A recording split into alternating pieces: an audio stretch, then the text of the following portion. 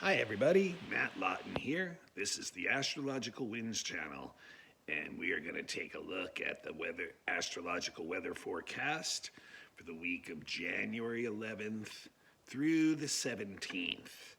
And a lot of stuff going on this week. Very dense weather week coming up, and a lot of changes in the weather going from one day to the next. So a lot to get through. A new moon this week at 24 degrees Capricorn, and a lot of the sun and moon will be conjunct Pluto during that new moon, and then the sun will be with Pluto most of the week. So a lot of transformation, and some of the things that I talked about on the monthly happening this week too. The Jupiter-Uranus square being one of them. So a lot of stuff going on this week, and I'm just gonna go through it day by day because there's just so much going on. Really, the easiest way is just to look at it one day at a time. And the week starts today, Monday, January 11th, Plow Monday. Get behind the mule. It starts with a really, really positive energy coming in this week. Mercury is conjunct Jupiter in Aquarius, and both of them today on Monday are both exactly sextile Chiron too. So this is really, really, really positive energy. Really something good that we can work with. Mercury and Jupiter together really broaden our mind and open us up to wanting to take in more information, many times from sources that are beyond our normal sources of information. So it's really like new information that really can broaden the way we look at things, and that we can bring into our value systems, our philosophy of life, things like that. So it's real future oriented, really good for planning, moving forward with things. And so they're both at the same time going to sextile Chiron. And that shows that right now there's the opportunity to get a lot of healing done, to soften a lot of the hard edges that have been going on for a while by being more tolerant of others and their opinions, being more open to hearing other viewpoints, because the mind, Mercury gets in there, it makes the mind very curious, and it, and although it can be intellectually judgmental, it will, not allow the emotions so much to like make these flash judgments and possibly just cut things off before we ever allow them to be received by us. So it's really, really, really good on that level, and it can give us the opportunity too of just like being able to, use information that we have to help other people too, to help teach other people, or to help or use our talents to help people with their causes, things like that. Also like just the learning we do under this will inspire us to just kind of like take it easy, not be so intolerant and quick to judge, things like that. So can really, and it can inspire us to actually just go out there and actually, do stuff, to go take some journeys, some adventures, something, go expose ourselves to new things that, we would, that are exciting to us, and bring in more. So a real positive start to the week. And obviously the Jupiter sextile Chiron will be within orb for basically the week. Saturn, which is, if you remember, right behind Jupiter now in early Aquarius, will also be sextiling Chiron exact within a week or so too. So, just a really good time to work with that Jupiter-Saturn conjunction again, the energy of that, which is all still very, very active and giving us opportunities to bring healing forms into our life, and to others too, and to build something solid out of that with the Jupiter-Saturn together. On Tuesday, that's when the new moon kicks in, but there's a couple things before the new moon's at night. There's a couple things before that. Mercury squares Uranus on Tuesday, and that can get the mind really fired up. Like there's a lot of information coming in, some of which is like really valuable, and can give us a lot of insights, a lot of quick perceptions of situations where we can quickly assess the situation, make a quick decision or judgment on it. The problem with it is there's so much stimulus coming at us at times that it's hard to process all of it, beyond just a like quick superficial kind of look. So if there's anything really, really valuable, it's best to somehow, take a note somehow so that you can come back to it, because a lot of other stimulus will come by and push it right out, just based on the speed of the way things are coming at us mentally or intellectually on Tuesday. And that can definitely get us kind of nervy and edgy. The nervous energy is up, but it's an exciting kind of thing.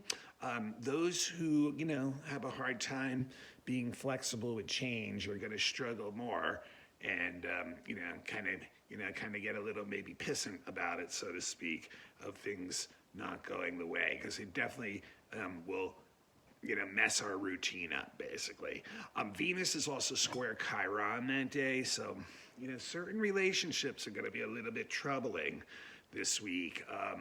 Venus Chiron can show us where there's tension in close relationships, and where those relationships are kind of stuck in a pattern that they keep kind of repeating, and that tension is just like a big block sitting there, needing to be carved away, basically. So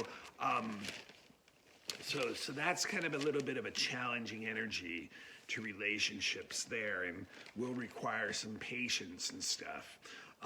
So one of the big events of the week, of course, is the new moon in Capricorn at 24 degrees. And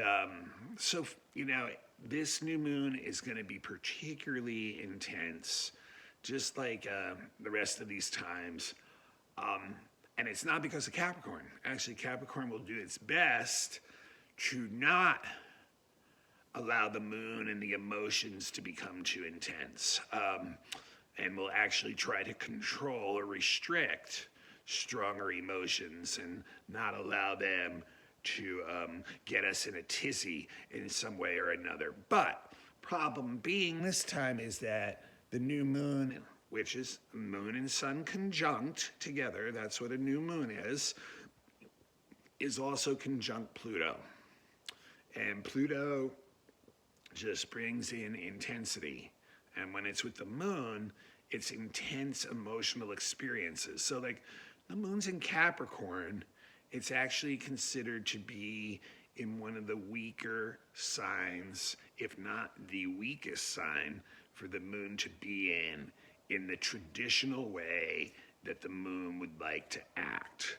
And that is to be very open and receptive, to allow the emotions to really help us feel our way through life or the day. So Capricorn is like the exact opposite of that. It's like, wait a minute, I don't really want to deal with these really heavy emotions. I don't really want to deal with processing a lot of this stuff. So instead, Capricorn tries to control or restrict the emotions and let it out in a really slow, steady kind of way where it never can be allowed to get out of control. But now you add Pluto into the equation, and that's just going to upset the apple cart. Now, it's not going to be like Uranus, where it's just going to push something suddenly. Pluto is more like, oh, yeah, very intense emotions on deep levels coming up. And it's really interesting. I think one of the things this new moon is going to do is force people who are used to stuffing their emotions behind material or practical things, and that could be just like, collecting material assets, or it could just be like using them, just going out and doing what you do every day, and kind of using those things to kind of shield you from the emotions that you're feeling inside. And I think what's going to happen with Pluto is going to be like, don't think so. Don't think I'm going to let you do that.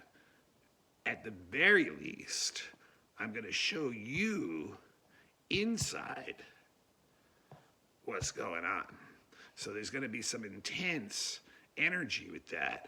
It's really interesting too, because the new moon is square Eris too. And if you remember from last week's blog, Eris just stationed direct on the 10th, yesterday.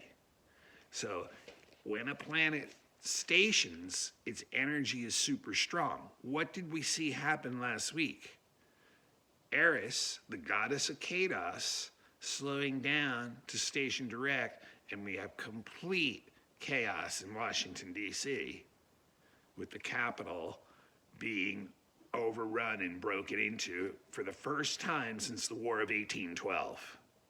Okay, so first time in over 200 years, the capital of the United States was invaded, this time domestically by its own citizens. So you want to talk about complete chaos. The goddess of chaos, stationed direct, right when all this was happening.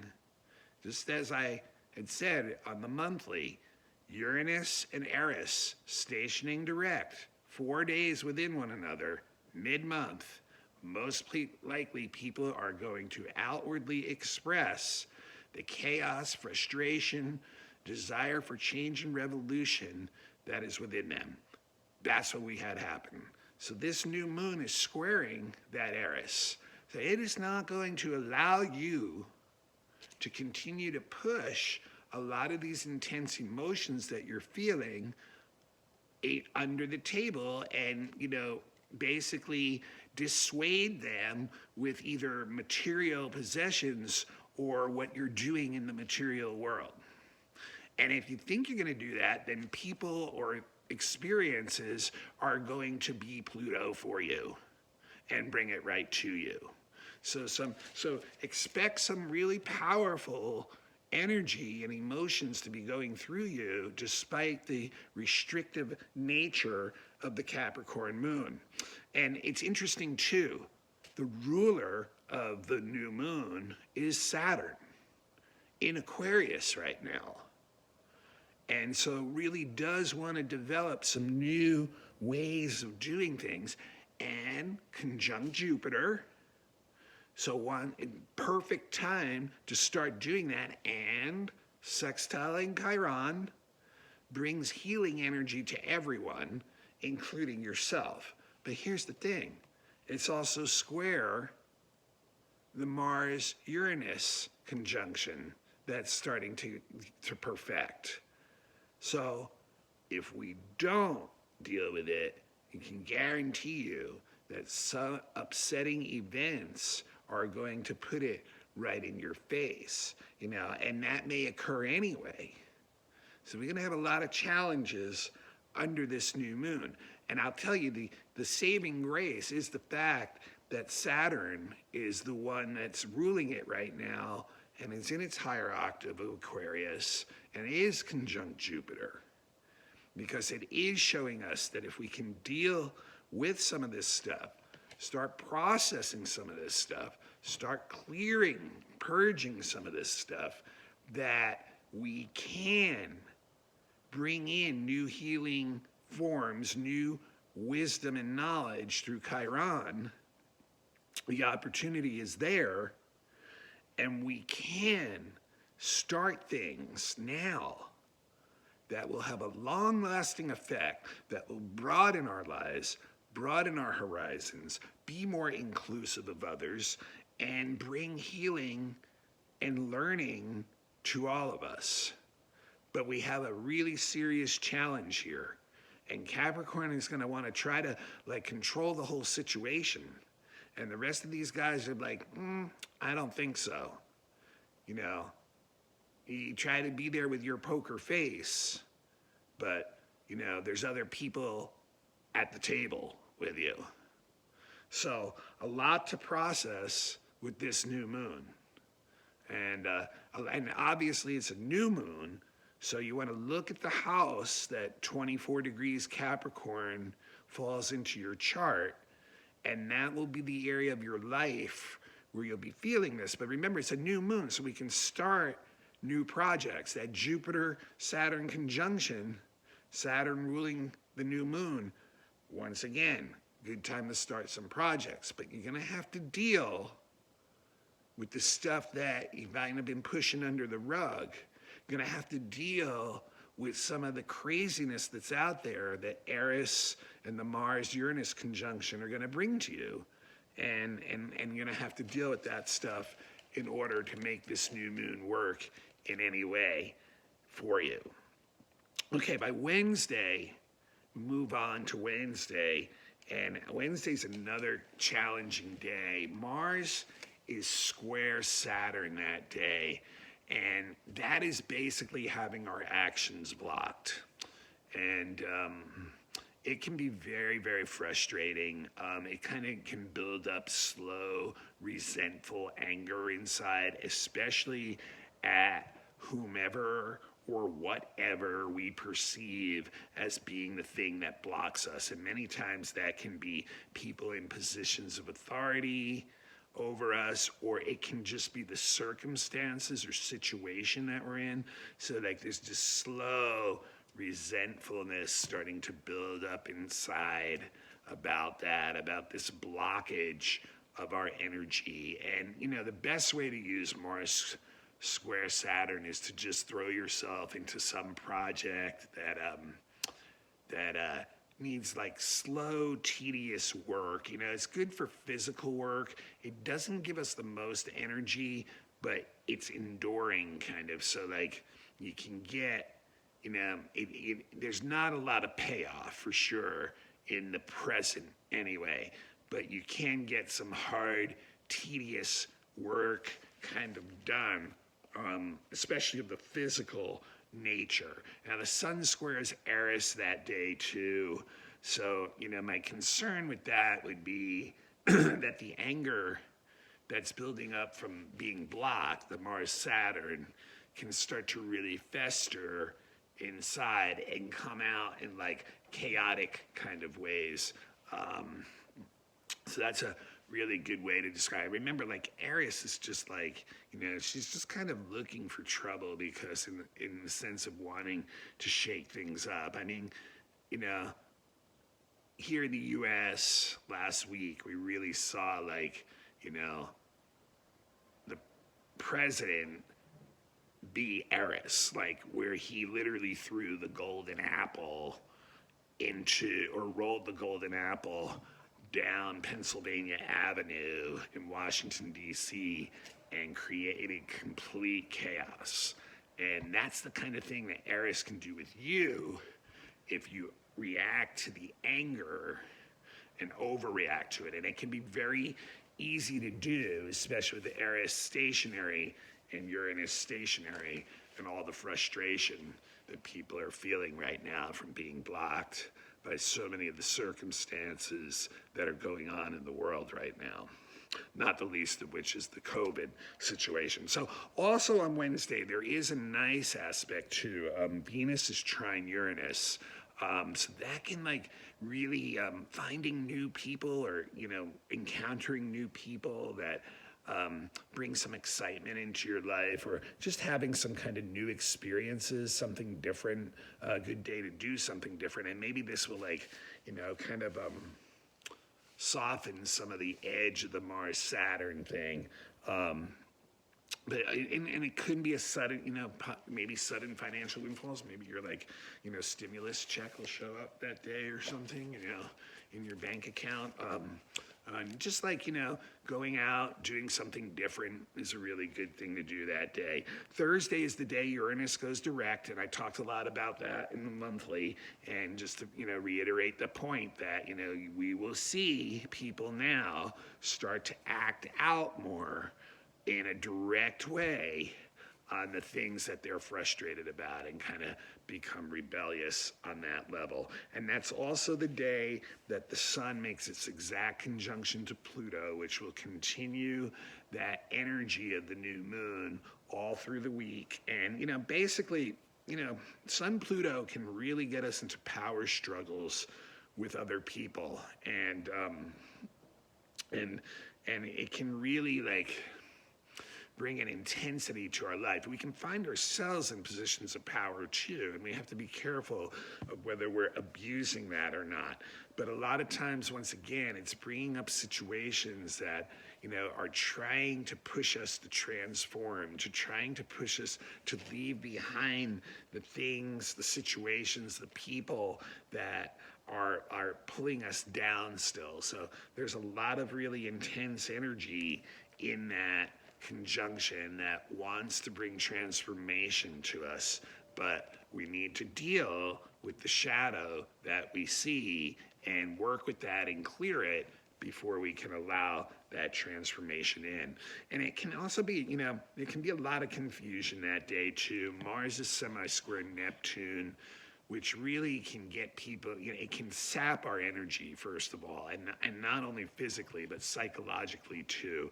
So it can really have us feel discouraged or disenchanted, just kind of lose our drive and motivation and focus.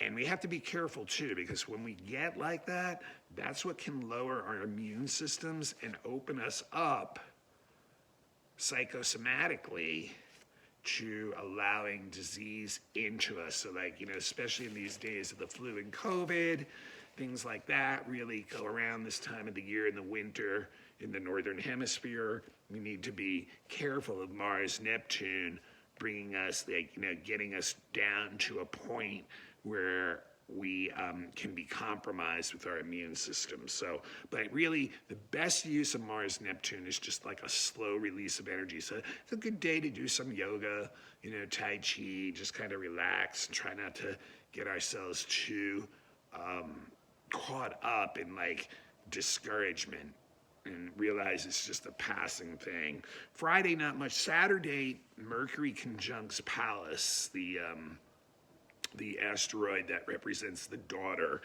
energy of the female archetype. And just that's really good for bringing groups together, especially in creative intellectual forums, healing forums, politically, socially. Has a lot to do. Pallas has had a lot to do in the past year because it has been traveling with Jupiter and Saturn and Pluto much of the year in Capricorn and now in Aquarius.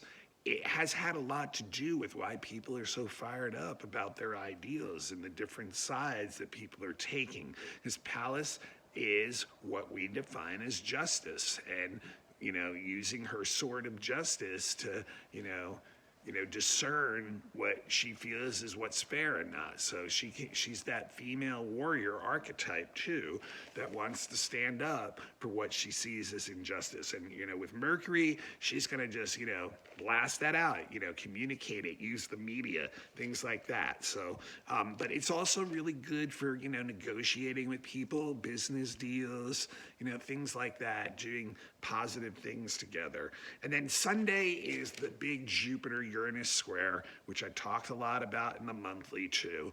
And just remember, that is really the heart of the desire for change right now. Jupiter and Uranus together really want to expand and push change rapidly. And it can be a high too. It can be like this really like, woo, like things are, but like there's a lot of, debris being, pushed to the side that's going to have to be cleaned up later. And I think, once again, what we saw go on in Washington, D.C. last week is a really good example of the Jupiter-Uranus square going really wild. But I talked a lot more about that in the monthly, so you can refer back to that. But Sunday is the exact, and it is only a one hit, that one. But we'll be feeling that for a few more weeks too. So that's a strong part of our change. And like I told you in the monthly, this was going to be, well, like I said in the yearly one, this is going to be a year of a lot of change. That Saturn-Uranus square, just remember, if you're being hit by Saturn or Uranus in your chart, which is the earlier degrees of fixed signs, you have points or planets in those areas, they're going to both hit it at the same time. So you're going to be seeing a lot of the structure in your life, rapidly changing, falling and being replaced. And that's what we're in for a year of. So we're really, like I said, in the annual, we're in for a year of many changes, and this month was one of those just acceleration months. We're really seeing that, and we are seeing that. The things that have been going on socially are just like incredible right now. So, and I know a lot of people feeling that in their lives too. Anyway, all right, well, that is a very dense week of weather, and a lot of switches in the weather. A lot of there's a lot of positive energy to work with that, with that Chiron hitting Jupiter, Saturn, and Mercury in positive ways. But there's a lot of intense energy with the new moon conjuncting Pluto. So we have a lot of stuff going on this week to sort through, and the changes will continue to accelerate in our lives and in our society and on this planet as this year and this month, continue. All right, I'm Matt Lawton. This is the Astrological Winds channel.